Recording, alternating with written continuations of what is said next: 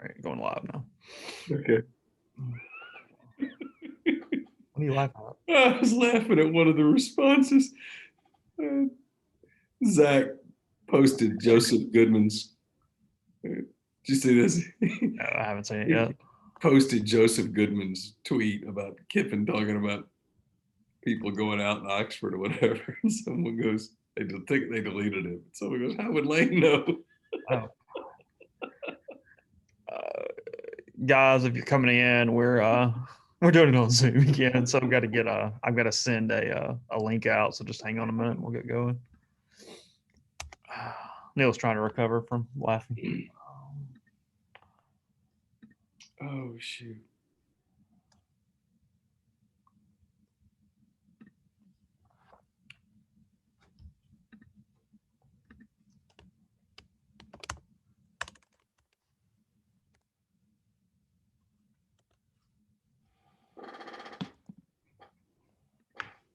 Today is Monday, right? Yeah. Okay. Monday, August the 17th.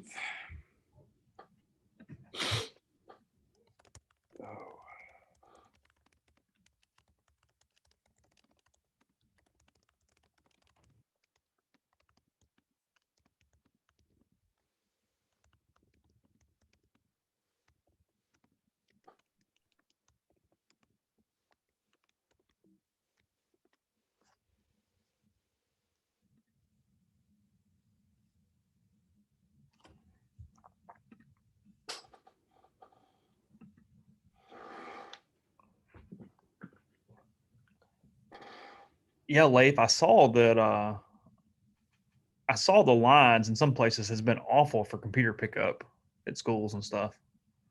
I guess I saw one in Jackson today that was really, really bad. There's a fix to that. What's that? Let the kids actually go to class. Oh, okay. Well, there's that. But when you, well, I guess you would give them while you're in class. Never mind. Yeah, I was being stupid. Yeah. Yeah, you'd have all day that way just to hand the computer to the kid. Yeah.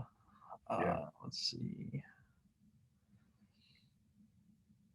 115. After another weekend of all the dead kids from all over the country, I think it's probably safe. 115 in Vegas. It's a dry heat though, so that's not really hot, right? No, you remember that. Yeah. I do remember walking around all day long and not sweating. It was a really strange sensation. Yeah. It was pretty hot though. It was hot. So. All right. 1 second, guys.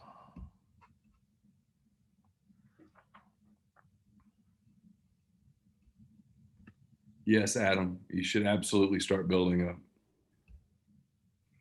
a memorial for all the dead people in Tuscaloosa. It's after the weekend. It's devastating. All right, here we go.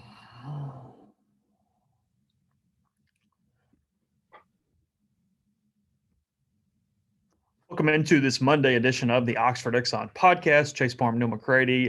Neil's in the Clark Ford studio. I am not. We did not have time to do much, but jump on the Zoom call here today as we just got done talking to several Ole Miss football coaches. Lane Kiffin kicking off. I guess we're calling it fall camp just for colloquial purposes. I don't know. What do we call it? Neil refuses to call it fall camp. I don't know. We talked to Lane Kiffin.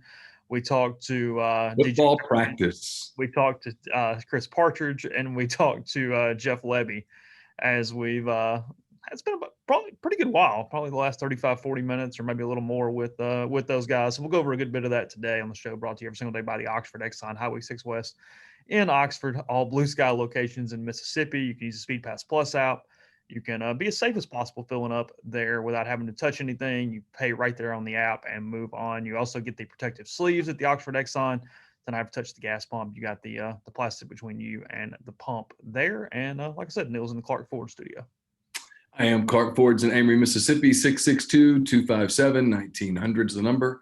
Call it, ask for Corey Clark. Tell Corey what Ford product you're looking for. He'll send you a quote within 15 minutes in business hours. It's right to the bottom line. No hassle, no haggle. Get your quote, and the rest is up to you. You can shop that quote around, or you can do what I've done, what I recommend that you do, and that's hop into a Clark Ford today. You love the product. You'll love the service. Corey wants to be a car guy and he wants to be a truck guy. All those things, he'll prove it to you when you make the call. 662-257-1900. Guest will join us over the course of the week on the Rafters Music and Food Hotline. Rafters on the Water is open. And Rafters is open. It opened up on Thursday. I don't know precisely what all of their hours are, but I presume that they're open in the evenings. As people are back on campus, people are back in town, society, civilization happening again in Oxford. It's a very controversial topic with a lot of different people, but you can go enjoy the big screens. NBA playoffs going on, Major League Baseball is going on. Stuff's happening, and you can enjoy it on the big screens at Rafters on the Square in Oxford. So we'll get to plenty of football here in a minute, but I will tell you, I talked to Calvin Harris's dad this morning. Calvin Harris, an Ole Miss baseball signee, reported yesterday. He's from Iowa. Iowa played their high school baseball season. They started June 15th. They all tried to get in 10 games. Not all did. Most did. I think 92% of the state got in their 10 games prior to the playoffs. The other 8% died. 96% of their of the teams had no issues whatsoever. His team was shut down for 2 weeks through contact tracing at one point, so I didn't play the 10. But nonetheless, he did not find anywhere near the enjoyment that I did. He's from Dubuque, and when I started the thing, I was like, "You won't get this," and I start going through it. I'm asking him all these Dubuque questions, and he's like, "Yeah, like great, but I have no idea what you're talking about." So it sounds good, but we talked like 15 minutes of Dubuque, Iowa, before we moved on. But I hate that I missed that. Ask him about the season. Ask him about again the challenges, what they did in Iowa to actually play their senior baseball season. They were the only state in the country to do that. So anyway, they're tomorrow. But there's a Dubuque tie-in that we get a little Dubuque in it as well. He went to West Dubuque High School, so there's a. Oh yeah. He said the Field of Dreams is just like 15 minutes from his house. Is that right? Yeah. Yeah. I gotta do my big Iowa tour one of these days. Yeah, I was like, I've only been through Iowa one time with.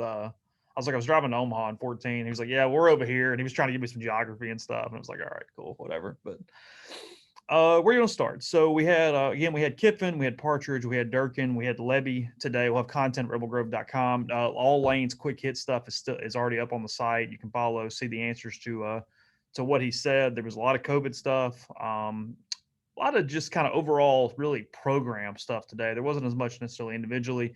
He did not have, I know everybody wants to talk quarterbacks, did not have a ton to say about the quarterbacks. I'll have a story on that because Levy did a little more. But Kiffin, look, he's going to be very diplomatic at times. It was very clear in my mind that it is a 2-quarterback race as we enter the first day of fall practice, as Neal would like it called, as we move forward. That's what it is. It's the first day of preseason practice. The league literally put out a statement that there is no camp this year, yet everyone keeps calling it camp. And I admire the rebellion of it, but is it rebellion or, like I said, is it just colloquial? It's both. It's mostly colloquial, probably, but it's not a camp because if you think about, and I'm going to get to the quarterback thing in a minute, but if you think about fall camp and what a fall camp is, it's usually the 2 weeks before classes begin. They're unlimited with their hours. There's literally no limit. Well, now you have 20 hours as your limit. You're in the building all day. Now they don't want them in the building all day, so they're not in the building all day. And while you don't have 2-a-days anymore, you had a walkthrough and then a practice, or more likely, a quick little walkthrough and then a full practice and then a little walkthrough at night. Well, you're not doing that now. No, it's very 20 hours regimented in, out, go. That's what it is. Yes. They get a ball, they get to put some pads on. It's practice. But it's just practice. So that's where we're at. Yeah, we're talking about practice. We are, yes. On the quarterbacks, he was asked he was given many opportunities to talk about as many as 5 quarterbacks. He chose to talk about 2, and he didn't say much about those 2, other than they shared the snaps. They split first team and second team reps. Yes. And then the other guys got some work. Levy was very diplomatic. Levy said that, look, if they had 2, they couldn't keep off the field. Great, but he would like to have 1. and that was the thing they're working toward. Is they look for a quarterback, said all the diplomatic correct things about skill sets versus the system that you have in place. Here's the deal: you got to be able to throw the football, you got to be able to protect the football. They'd like somebody to be able to do both. I know, that's quarterback 101, but if you don't protect the football, you are not going to play. Period. I'm trying to decide whether I want to say this or not. I've Sure. seen a text that involved Kiffin Mm-hmm. and the quarterbacks. Mm-hmm. And I'll just say that our assessment of the quarterbacks a year ago is one that, at least after him watching film, he has shared. Okay. So both quarterbacks have something to prove to him going into this preseason. One has to prove that he can make the throws. The other has to prove that he can make the decisions. If it's close, I'm going to go with the one that can make the throws, because the offense is predicated on being able to throw the football. But if he can't make the decisions at all, they'll have to scrap it and figure something out. But I don't think that's what he wants to do. He wants to throw the football.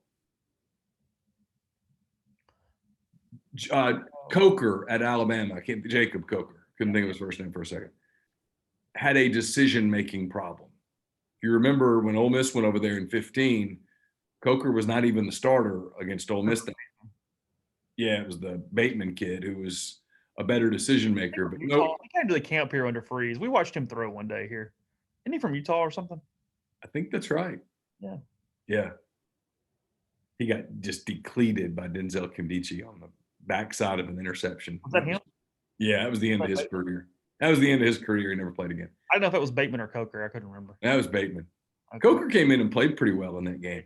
But the point is that with Coker, what Kiffin did as the offensive coordinator was simplified the read process for Coker, where he just had to make one read. Mm-hmm. Now, he still had to make one read. There were people that said last year Ole Miss asked a lot of Corral in terms of the process at the line of scrimmage and multiple reads. I have no idea if that's true or not. I don't know. But I've heard that from people. Again, no clue. But his decision-making left a lot to be desired a year ago. And then with Plumlee, there's a lot of different ways you can skin that cat when you look at it. With Plumlee, the one thing that he didn't do when the game was undecided is he was unable to make a lot of plays when the defense when they were playing honest. Later in games when they were playing soft or they were playing prevent, he just sliced and diced people with his feet. But he didn't make a lot of plays with his arm when the game was on the line. And if he's going to be an effective quarterback in Lane Kiffin's system, that has to change. So we'll see. I mean, both guys have had a year. I don't think a lot of times people were fair with either Matt or John Rice with the fact that they were freshmen. One was a redshirt freshman, one was a freshman, but they were still freshmen. I mean, they're both just sophomore quarterbacks right now, but they should be better at those two things. Plumlee's got to become a more proficient passer, and Corral's got to become a better decision maker if they're going to win the job.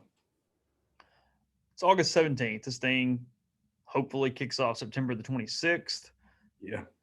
When would you even think there's a possibility of announcing a quarterback? I mean, one of them was asked that today, basically said, hey, if it happens in 3 days, great. If it happens end of the season, great, whatever. Do you think he plays both quarterbacks? Yeah. You do? Yeah, because I'm not convinced either one of them's capable of running away with the job. I think they'd love for one of them to run away with the job and be the guy. But I don't know, to answer your question. I mean, you've got 3 weeks to play with. If you could name the starter with 3 full weeks before the start of the season, that's plenty of time for that guy to get ready to go in week 1. By the way, we'll find out who Ole Miss plays in week 1 sometime in the next hour or so. Lane did not care who Ole Miss plays in week 1. Yeah. Had no interest or care None at all. in what the schedule looked like. Look, here's what he did. Like, I'm not making fun because we want honest, and Lane is nothing if not honest in press conferences. But he does kind of do the thing like every first year coach comes in and goes, "Yeah, look, we can't even line up at all. We can't do that. Like we are terrible on day one." Like he kind of did like follow through the role a little bit today. But I mean, look, he's telling the truth. They've got a lot of depth issues in some spots, especially defensively. Again, we heard from Durkin and Partridge as well. He was honest, cold water today in some appropriate ways. I mean, we talked about, and we'll get into a little bit, but from a standpoint of recruiting, from overall program management to just the season. I mean, it's a very honest comment. Is yeah, you usually have depth changes when you have a coaching change. That's why there's a coaching change, and that's the situation that they're in. And I think that, you know, Yeah, I mean, had Ole Miss went 4-8? Had Ole Miss gone 8-4, they wouldn't have fired the coach. Yeah, and I guess my point is, Lane knows what's possible here or has been done in the last 5 years here, but at the same time, he's not walking into the room with 2015's roster. You know what I mean? I mean, there is a little bit of oh, hey, this is where it is. This is where you're trying to get to. I mean, there is a certain amount of to that when you do it. Yeah, I mean, notice there weren't a lot of names dropped today in practice. None. Stuff. I mean, there's a long way to go before they're competitive like this. He's concerned about recruiting because of the fact that there's a chance that a dead period goes all the way to signing day or beyond. And Chris Partridge talked about that. I will write about that later today or early tomorrow. The way that you evaluate has to change. The way that you recruit has to change. All of those things.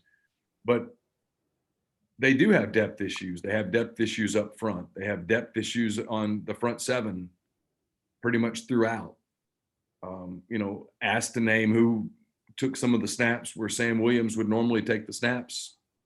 There really weren't any names offered. It was just, we just kind of did it by group, which is usually coaching code for I don't know. Thank God I don't have to make that call today. Yeah. We just had some dudes out there and they did whatever. So, this is the point of preseason where you put a bunch of stuff on the practice field so that you can put it on film, so that you can go look at it and say that works, that doesn't work, that has a chance to work, that has no chance to work. And you go from there. It's day one. That's exactly where I was going, Chase, is it's day one. And today was the day that coaches, they don't want to use a bunch of excuses because it's day one for a lot of people, but it's day one. This was the first practice of the Lane Kiffin era. Normally they would have had 15 practices in the spring. They didn't have any practices in the spring. Normally they would have had some meetings and such after spring. They didn't have those. They had them on Zoom calls. Normally you would have had a normal summer with a lot of recruits in and a lot of energy and that kind of thing. That didn't happen. So it's totally different. It's kind of starting from scratch. And even though he's been the head coach since December, there was probably a certain degree of today feeling like the very first day. I'm going through it a little bit. How many names were mentioned today by a coach unprompted to that specific player? Not many. I can't think of anything. Because he mentioned some offensive linemen, but it was talking about Eli Johnson. There were prompts to it. Yeah. They mentioned Sinogo, Jaquez Jones, Lakia Henry, Elijah Moore. Yeah, maybe somebody else at linebacker. That's about it. Mentioned a few DBs, mentioned Jalen Jones. Like 3 DBs that got their names mentioned. It was the fewest number of names that I've heard. It wasn't like a Houston Nut press conference where you'd say, oh, Cameron Wickham. And he just started naming people. Well, he'd forget the name for a little while. Then he'd finally find. Yeah. Ben Benedetto. Ben Benedetto. That's what he would do. Yeah, just a completely new start. It's a fresh start. And like he said, and he's exactly right. New coaches don't take over programs typically because the other coach was winning big. I mean, it happens. A coach leaves, for the NFL or leaves for a bigger program or whatever, and left 10-2 in his wake. And that happens, but it's rare. It's a team that went 4-8 a year ago. They went 4-8. They lost a lot of games the same way, but they lost them. They went 4-8. There's question marks on this roster. Lots of them. And he's doing the smart thing by not building up ridiculous levels of expectation for what I think is gone from year one to being year zero. I don't think this year counts against anybody. What did you take from? I was trying to think how to really categorize it, but just all the program differences from a COVID standpoint. He was asked about different things, and I thought he had a pretty solid point. He mentioned that, hey, we're trying to be as careful as possible because the lowest amount of contact tracing penalties we can have with guys having to sit out, the more competitive to win games or whatever else. And I get that, and that's true. Even though we have made a declaration to not talk about tons of wins and losses this year, but just to play the games, like in all honesty, like there are going to be huge roster differences depending on when you play teams and when you do different things on how these guys are able to just take care of themselves to not turn 2 positive cases into 42 quarantine people for 2 weeks. I mean, that is a key that some teams are going to manage really well and some teams are going to manage horribly, as evidenced by the SEC call about schedule strength and all that stuff, and who plays by the rules given what the rules are. I mean, it is absolutely going to dictate this season, not just in wins, but even from a fan enjoyment level, from a development level on how many reps guys get. I mean, there's a lot of stuff that's impacted on the level of not just positive cases, but the way quarantines and contact tracing work moving forward. Well, I thought he made a great thing correctly. I thought he made a great point. So I've heard Major League Baseball people say this. In many ways, that might change a win to a loss or a loss to a win on your schedule. I mean, I think the plan is the one question. If I could ask a question of an AD or Greg Sankey right now, is what is the number that's too many? How many positives is too many positives for a team to play? But the way I gather it right now is you could have a handful of positives, and if they all happened in one room, where half your offensive line got wiped out, you got to play anyway. And so, putting yourself in a position where if you have a case, it's isolated and it doesn't spread throughout your roster, and that kind of thing could be the difference between some wins and some losses. I mean, I know I'm being like whatever, but in a situation where, let's say a team was stupid, let's say you had a positive case and the entire offensive line threw a party that week, and they're all, what do you do? I mean, could you see forfeits this season? I don't know. I don't know whether that would be where you could, appeal to push back, and you've got one mulligan built into your season. Yeah. You don't have two. You have one. So I don't know. If it was your one mulligan, then obviously you move it to the end of the year. But if you'd already used up your mulligan, it might be that deal where you have to, I don't know, do you have to forfeit? They'd say, hey, figure it out, put 5 other people up there and go get your brains bashed in for a week, and there's your penalty. I don't know. Hey, D tackle, you played some offensive guard in high school, right? Hop on over. Well, where you just had to, pay your penance. It is what it is. Hey, TV money comes in. Okay, cool. Let's move on with our day. Sounds good. Yeah, well, and where you say, you shouldn't have had the party. You and I talked about it a little this morning. First news out of fall practice. I'm having a hard time. Fall camp rolls Preseason practice. I like alliteration. Preseason practice. So okay. First news comes out last night. Eli Johnson opting out of the season. Most likely that's moving Ben Brown over to center. At least didn't practice today. It makes the most sense of anything that we could talk about. Lane, though, mentioning multiple times that it was a surprise that Eli had gone through summer. Eli had gone through voluntary workouts, walkthroughs, all those different things prior to doing it. I think Lane said on the eve of camp is the wording he used. Obviously, David, the Johnson family situation, it is interesting just from the standpoint of it's not like there's tons of depth there. They need bodies. He was penciled in after last season as the starter at center, and it being that quick and that if Lane, I mean, there's no reason to doubt him. If that's quick of a decision where it's, hey, he finds out about it the day before, it's interesting if nothing else, I feel like. Yeah. I mean, look, number one, if Eli Johnson decided that he didn't want to take that risk, I don't blame him at all.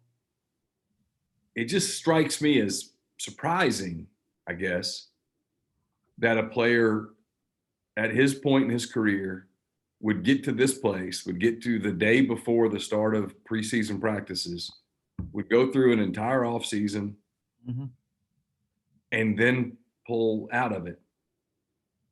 Struck me as odd, the timing, not the decision itself, just the timing of it. Yeah. I've said all along, if any person, coach, player, whatever, says, hey, this is a risk I can't take, it's a risk I don't feel comfortable taking, this is something I'm not comfortable doing, I don't have any problem with that at all. But it struck me as odd. And Kiffin referred to it as a surprise, which surprised me. The only thing I could possibly think of is maybe Eli found out that they were making the position change and the job wasn't going to be his. I have no idea. I don't know. It surprised. Kiffin's comments about it today surprised me. Yeah, that was kind of my thoughts too. He gave Eli all the respect and all the ability to make the decision. It wasn't that. It was just talking about timing the way he did. Yeah. Said that's not what they were planning for. Which, if you take him at his word, made it sound like they were planning on Eli Johnson being the center or being one of the centers. I don't know. We're certainly going to play some, no doubt. And I would think. So, but it's the loss of an experienced player at a position where there's not a lot of experience. You've got Nick Broker and you've got Ben Brown and you've got Royce Newman, obviously, and Jalen Cunningham. Yeah, Cunningham played some. You just don't have a lot of people up front that have played much football. So you're going to have to, you're going to have to play some younger guys. You and I mentioned it right before we started the show a few minutes ago. We talked again, Durkin, Partridge, Levy, from a straight impressive how they present themselves. The best group of coordinators from that standpoint that Ole Miss has had, at least that I've covered, as far as guys who you could see as head coach again in Durkin's case, Partridge, Levy down the road. I mean, Partridge getting the title bump that he did to come here and kind of co-do a program with Durkin. Durkin is what's interesting to me, though, because he's got quite the reclamation project going on with his roster, trying to find depth in a lot of places, trying to recruit depth over the years to these places. But a guy who's trying to get over the thing at Maryland and somebody who comes off incredibly impressive. I mean, if you told me he's back as a Division I head coach in a couple of years after this thing does whatever it does, I would easily believe it. I mean, I do. He's the one of the group. They're all good, and it's like I said, as a group, have kind of struck me better than anybody that I've covered from a group standpoint. But he's the one that really stands out where you go, yeah, this feels like simply a step back up the ladder for him as he tries to overcome what happened. Yeah, he acts, looks, sounds, talks, everything like a head coach. The more you dig into that deal at Maryland, I'm not talking about the heat stroke, but before that, what he was building with that program before that derailed it, he was turning Maryland into a top 20 program fast. Maryland's never been confused with the top 20 program. Top 20 helmet sometimes, sure. Top 20 program, no. And he was recruiting at a high level there. They were starting to get it done at a high level there, and they got derailed obviously through tragic circumstances. But he looks, and again, I mean, we're judging this off a couple of personal interactions and now a Zoom call. Yeah, sure. But he looks recharged. He sounds recharged. He sounds ready to go. You can tell he has done this before. And then I think Levy's impressive. I know a lot of people in coaching. I've never met Jeff Levy other than in one group session, but I know a lot of people in coaching who know him well. And so we have some commonality. They all rave about him, and he's younger and energetic. And I don't think he's, I mean, with Durkin, it feels like he's his step on the ladder is a quick little step, boom, and he's back. Mm-hmm. I think Levy's got a few more steps to take, but he's on the same ladder. And Partridge is really impressive. You can see how, just interacting with Partridge, you can see how he does as well as he has done throughout his career on the recruiting trail. Yeah, I mean, JD says it's from top to bottom, the best Ole Miss football staff since he's been alive. I don't know how old he is, but on paper, it is the best staff that's been put together. There's no doubt about that. Well, it's the best one that I've covered in 12 years here. I can't comment on the history of Ole Miss football coaching staffs, and nor do I want to. But Billy Kennard in 19. But this is my 13th season, I guess, which is unbelievable to me. You wouldn't have guessed back in the day, would you? Huh? You wouldn't have thought 13 years, would you? Oh, no. I would have thought 4 tops. What was the goal? There was no goal. Okay, I just wanted to go ahead. There was no goal. I mean, I almost left before I even started. There wasn't a life plan in that, is what you're telling me. No, there was no life plan at all. No. But yeah, it's the best coaching staff top to bottom. It's the most balanced. It's the one that has the most potential head coaches on it. It's charismatic. It's high level recruiting.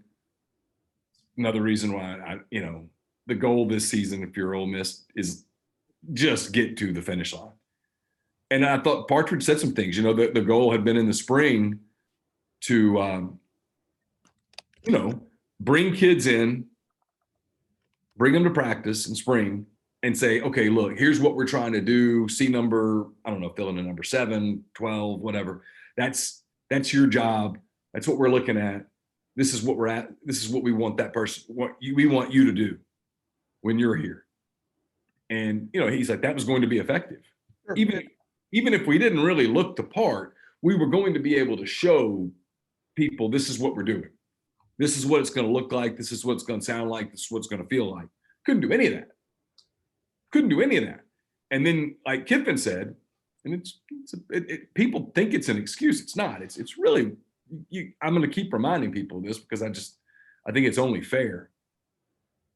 Had they been at an SEC program before, and a few of them have, like Deke Adams was at Mississippi State. And, obviously, Buckley's been around. Buckley was at Mississippi State, yeah. But the guys who weren't at SEC programs, in many ways, they haven't been recruiting these guys. I know Partridge was at Michigan and stuff like that, but Clements was at Florida State for a long time. Yeah, so there is some crossover on the recruiting trail, but Kiffin wasn't recruiting those guys. Mm-hmm. Kiffin hasn't been in Alabama for 3 years. He was at FAU for 3 years. And so he wasn't recruiting these guys. He doesn't know them. He doesn't know them as football players, and he doesn't know them as people. And they're having to make these decisions, and, they're having to do this really cornball, stupid thing now that. Oh, yeah, Finley was at A&M. I forgot that. Yeah, Finley was at A&M. That you've got these guys that come in and take visits with their families, and they're riding around, and you're on the phone with them, and you can't. It's so stupid. You can't say, hey, drive over to the facility. I'm going to put a mask on and we're going to walk around and I'm going to show you. Oh, no, God, no. That might really upset the balance of power. So instead you have to talk them through it on a phone call. It's idiotic. And so until they can do what they do well, which is in-person recruiting, it's almost impossible to judge where they're going. And they hinted a little, Partridge did. I thought this was interesting, Chase. And maybe I'm reading too much into what he said, but he seemed to be hinting that if the dead period went all the way to the second signing day, that it might lead to a little more use of the transfer market in this year. I know that's possible. That just in my head, I can't quite compute it going all the way to the second signing day. You know what I mean? Like Yeah, I mean, I hope not. Right now, it just goes through the end of September, but I think But realistically, at one point, it only went through the end of March. I mean, we're here. yeah, I mean, I know people in coaching who fully expect it to go at least through November. Seen the latest Big Ten quote? The one about 8-6? No, the Sandy Barber quote today. No. All right, so talk about a conference, by the way, that just completely, I mean, mangled this entire thing. The Big Ten somehow has outpaced the Pac-12 in being that team or that conference. Because I did think Lane was pretty funny. He was like, "Yeah, I'm not shocked at all. If you told me to guess two conferences, that had been the two I picked." It's like, "Oh, that's true. Good job." So it got leaked 12-2. Supposed to be Nebraska and Iowa only, or whoever they were. But hey, you got a lot of consensus. And then it was like, no, it might have been 8-6. Well, now they're saying a vote might not have ever happened. Penn State AD Sandy Barber today says it's unclear to me whether or not there was even a vote. No one's ever told me there was. I don't know whether there actually was a vote by the chancellors and presidents. Adam Rittenberg says, wow. So apparently now they're saying that the ADs were not even aware of any vote happening at any point. So who made the decision? Keith Warren. So the same Keith Warren who says it's not safe to play, but his son's going to play? That's correct, yes. All right, so I don't know all of the teams that have done it, but Iowa, Penn State, Michigan, Ohio State, and I'm going to assume that I'm missing a team or two here. The parents have come out and written letters that say, we want our guys to play. It's not too late, is it? What do you mean? Just say, hey, we made a mistake. We jumped the gun. We're going to play a 10-game conference-only schedule starting September the 26th. No fans. Do you think they do it?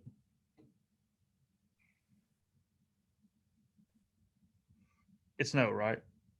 I mean, That requires a lot of bureaucrats to go, hey, we were wrong, or we're reversing this big of a decision. No way. Nah.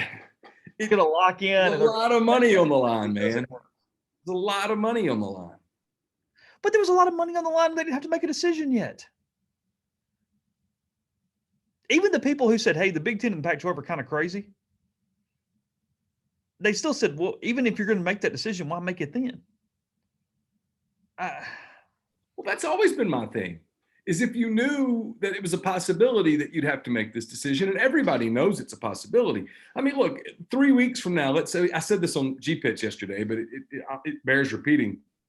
If 3 weeks from now, half the league has 30 people out on every roster with COVID, there's a chance that you've got to take a step back and go, this doesn't work. But at least then you can go, we tried. No one can say you didn't try. The Big Ten said, we want you guys to go through an entire offseason, all these protocols, don't go see your family, do all of these things, and then right about the time that fall camp starts, we're going to pull the plug. Mm-hmm. Made no sense.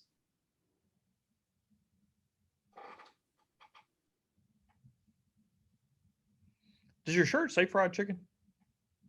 No, it's a What's it say? Eat fried chicken until death. Well, yeah, it says fried chicken though. But it's a but it's a Yu Darvish shirt. Well, no, that's fine. We were trying to decipher in the live stream. We couldn't tell if it said chicken or not. That was all. Yeah, he tweeted some trash talk at a fellow Japanese player, I believe, and loosely, if you use the translate button, it was eat fried chicken until death. Oh, so it turned into a shirt. Who sells this particular shirt? I can't remember. I don't know. I have a lot of really weird Cubs t-shirts, so this is one. You really do. Yeah, I do. It's just weird. We're both wearing shirts with chicken on them. Yeah, well, yours is that shirt from when you used to work at Buffalo Wild Wings, and this is the Cub shirt. So we're good. Passed out uniforms too. Yeah. Like a dozen medium, please. I told you it's my frustrating thing that the wing restaurants that do it 5 and 10, not 6 and 12. We got to do 6 and 12. It's important to me. It's a big deal. Do you like fried chicken? Auburn just beat Oregon. Okay. Do you like fried chicken? Yeah, but I mean, I can't remember the last time I ate fried chicken. So it's not even like one of your guilty pleasures you'll have like once every 6 months or something? I've not had fried chicken since I had it with Carson in Cincinnati. So it was 2 years ago.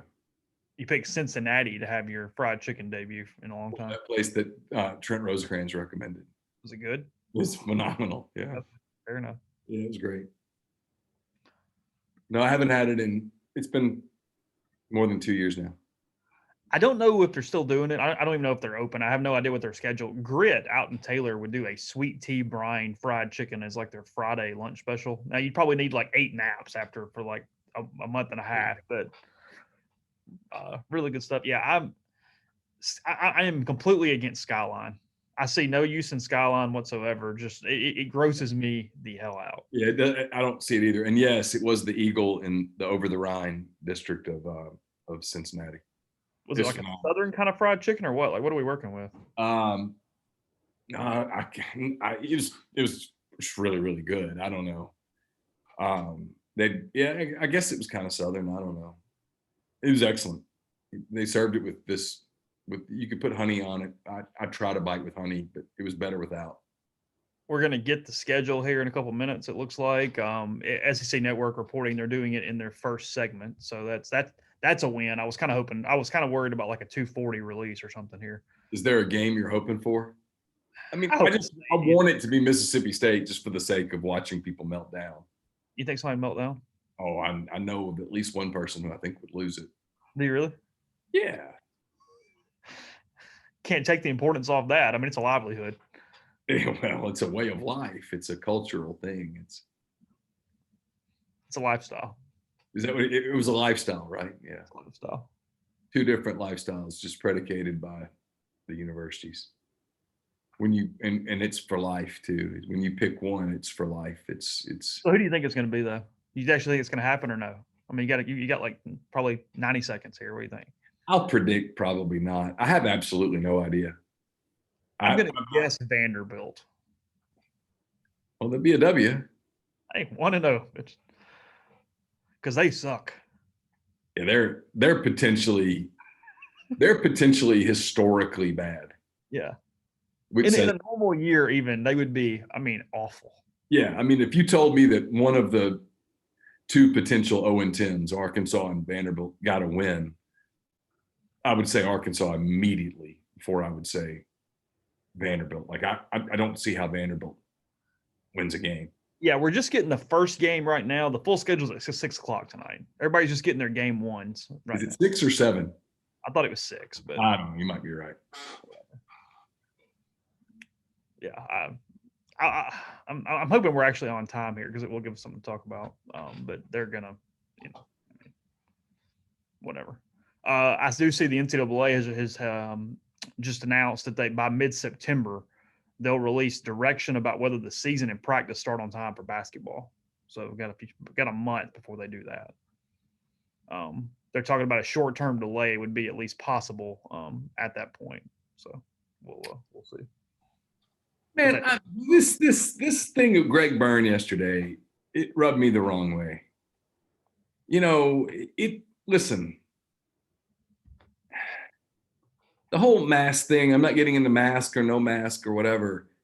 They're all standing outside. Can we at least get on the same page? When people are outside, I didn't think you had to wear them outside. I mean, I think the CDC says wear it if you're outside, if you're within a group, if you cannot socially distance, I believe is the. Okay. That I think you're right. But it's not the responsibility. The responsibility is on the programs themselves to avoid those crowds. Well, that was what bugged me about it yesterday was, look, Was that a great look in general? No, it wasn't. But Right. if we're going to do that, let's do it for haste. How about we do it for society, not college football? Not everything's about college football. You know what I mean? Like if you're going to make that argument, make it about, hey, just so we don't get people sick or spread it amongst the entire country. Not, hey, by God, we can't play football if you don't do that.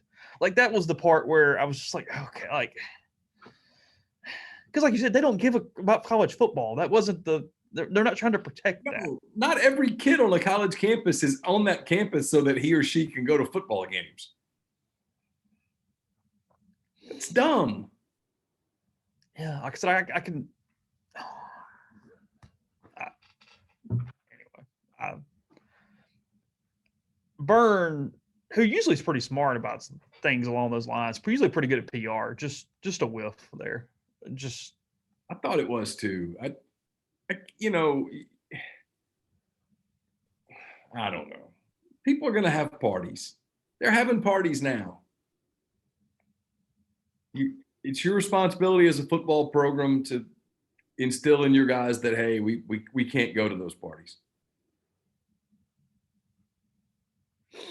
The plot thickening a little bit. Brett McMurphy saying that Minnesota President Joan Gable said that she wouldn't call it a vote regarding the. Well, then what would you call it?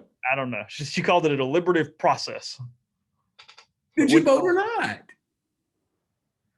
Texas A&M will open against Vanderbilt. Oh, here we go. Florida at Ole Miss. Ole Miss opens at home against Florida. Okay.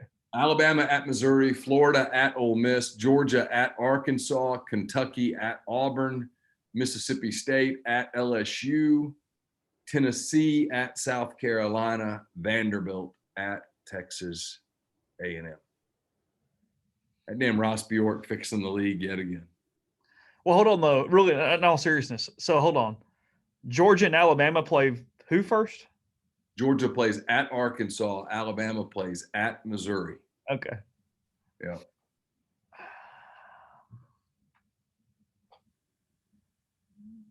From which games get national television on this deal, the ones that would be nationally appealing are Florida at Ole Miss. Kentucky has a chance at Auburn. I guess LSU being the defending champs, getting a Western Conference rival. If you're gonna catch LSU, you'd rather catch them early. Yeah, and then Tennessee, South Carolina, I guess. I mean, I would guess Florida Ole Miss gets a pretty high-profile start time on that deal. Lane Kiffin's first start, Dan Mullen, all that stuff. That's a rough first date for Ole Miss. It is. I mean, really is. That's a tough assignment, number one. Florida's going to be good. That's true. The Aggies are going to be all back after week one. So I'll tell you what I've heard, and I'll just let people know. I don't have this sourced anywhere. I haven't tried. I have heard that if you open at home week one, you'll go on the road week two and vice versa. And that it's very likely that the first 2 weekends of games are played without fans. From a conference level. Yes. And then after that, they go from there. No idea whether that's true or not, but I've heard it enough times to think that there might be something.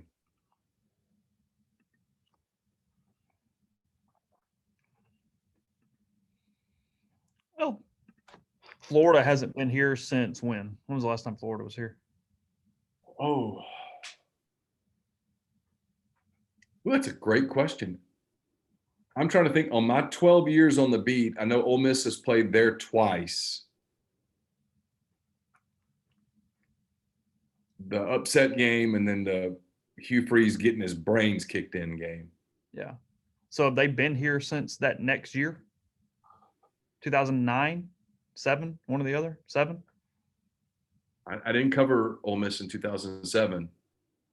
I don't remember. Adams was the quarterback against Florida in 2007.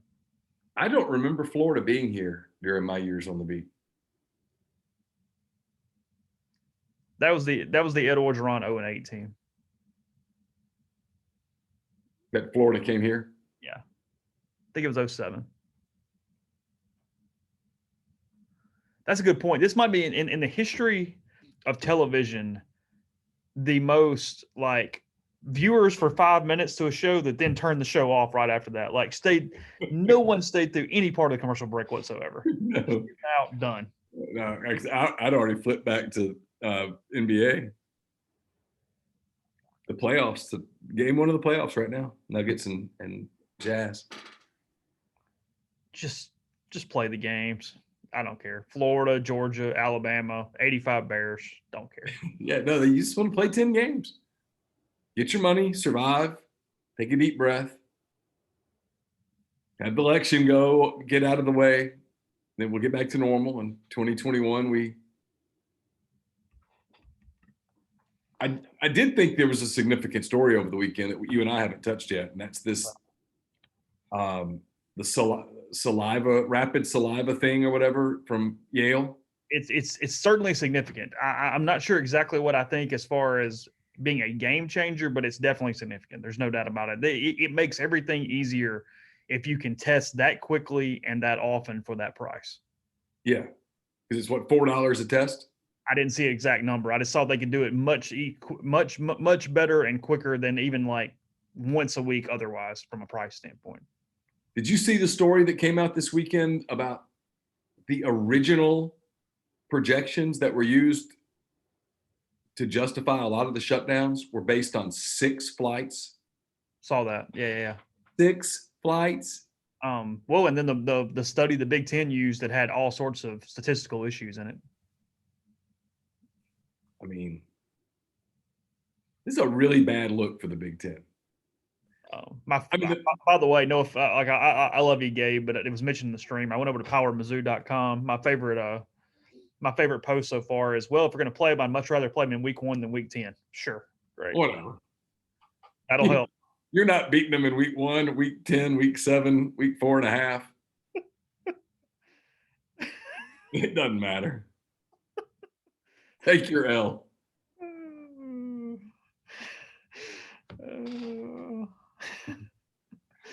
Yeah, they're justification, the mental gymnastics of, if we get them in week 1, yeah, it's going to change everything.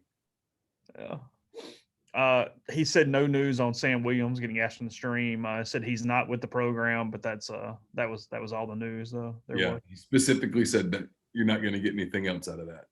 Also, will not talk about players in quarantine. Or do you think it had an injury question been followed up that would have been answered? No, because there was kind of an injury question, and he was like, just wasn't going to go there. It did imply to me that there is at least somebody in quarantine. Oh yeah, I mean definitely, yeah. I think that's definitely true. What are you watching? Nuggets and Jazz. 6:06 to go in the third. Sure, that's good. This is playoffs now, though, right? Yeah. We're talking playoff games yet? I'm sorry? Has any playoff games happened to this point? This is the first one. Okay. Yeah, there's 4 games today, 4 games tomorrow, then 4 games, 4 games, 4 games, 4 games. Okay. Until you get down to 8 teams. Does this give more teams chances to win, or does it still go pretty scratch because of the whole bubble and the whole deal? Well, it's just so hard to win a playoff game on somebody's home court. So, this is like right now for Utah to try to win this game on the Nuggets' home floor is so hard. Was it NBA or was it WNBA? Like they tried to simulate some home court advantages and it's actually worked. Did you see that? Oh, really? No, I didn't see that. It must be like WNBA or something. But yeah, they did. I don't even know what they did. I'm sorry, I didn't read the article. But it was something along the lines of they did some things to create home court, if you will, and it actually had created a pretty big difference in winning percentage. Huh. I mean, it could be a statistical anomaly, small sample size, whatever, but they were talking about it. So luckily, I know nothing about the WNBA, so I just couldn't tell you. I didn't even recognize one of their logos the other day when I was talking to somebody. And I was like, that is very strange on my part. Usually, I would at least pick up the logo, and I went, yeah, I had. That'd be a funny game if we pulled up like WNBA, and one of us asked the other, New York, and could you name the mascot? Oh, I can do it. Hold on. I don't know how many mascots I could name WNBA. Not many. Come on, you could get most of them, couldn't you? I don't think so. You really don't think so? I really don't. By the way, this Utah Denver game is pretty good. All right, so there are 12 WNBA teams. That's all? Yeah. Oh, wow. Okay. I mean, I think, unless I'm missing something, but I don't think so. I think they're 12. Okay. All right. So you ready? Yeah. Okay. So I'll give you the city, and then you got to give me the nickname. All right. Okay, cool. Okay. Seattle. Seattle. They are winning the league. They are 10-1. The Emeralds. The Storm. Storm. Okay. You know, when it first happened, they did kind of play off the NBA team names a little bit. So you might could grab a couple of those over the year. Okay. This is a fairly new team, Las Vegas. I knew this one. The Stars. The Aces. Okay. They're new. They're good. They're 8-2. Okay, you should get this one. Los Angeles. The Sparks. That is correct. You should get this one. Minnesota. The hockey team's the Wild. The Minnesota Lynx. That is correct. Good job. Okay. 2-2. I think you should get this one. Chicago. Ooh. Come on. It's I don't know that I know this one. I wanted to say Fire, but that's the soccer team. That's a soccer team. I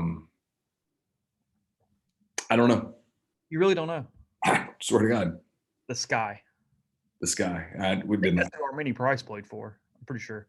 I did not know that. Phoenix. The Mercury. That's correct. So you're 3-3. Indiana. Huh. When I saw it, I'd have been mad at myself, but I couldn't have done it. The Force. The Fever. That's close. Connecticut. The Sun. That's correct. 4-4. I would have gotten that one too. I'd have missed Fever. Dallas. I would not have known this. Dallas. The Oswalds. The Wings. And then the last three, I would have gotten all of these. Okay. Washington.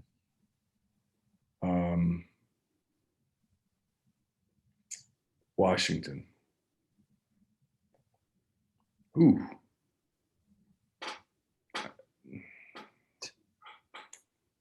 The Senators. The Mystics. Atlanta. Carol Ross coached them at one point. The Peaches. The Dream. Yeah. The Peaches was Rockford in League of Their Own. And then the final one, and I definitely would think you would get this one, New York. The Liberty. That's correct. So, which is a really good name. It's great. I think you went 5, and I think you got 5 out of 12. Yeah, 5 and 7. Yeah, the Liberty are 1-9. They are dead last in the league, and the Seattle Storm are 10-1, top of the league. Okay, well, good for them. Yeah. Oh, bad joke. So, but the Dallas Oswalds have a lone shooter and multiple shooters. They would just have one, but they would have opponents spend years searching for all the others.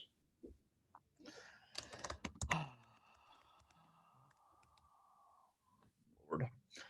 I guess tomorrow we'll I don't know, dive into some actual games. We'll do a schedule show tomorrow, I guess. Yeah. We'll have a schedule show. We can break down the opponents. Win-loss records. So it's Kyle Trask versus Plumlee/Corral in week 1.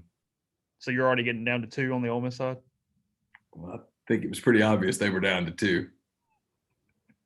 I mean, although, if one of them doesn't win it, maybe he opens it up to somebody else. Although he was asked specifically about the other quarterbacks today and pretty much stuck to 2. Yeah. We'll do a schedule show tomorrow. It should be fun.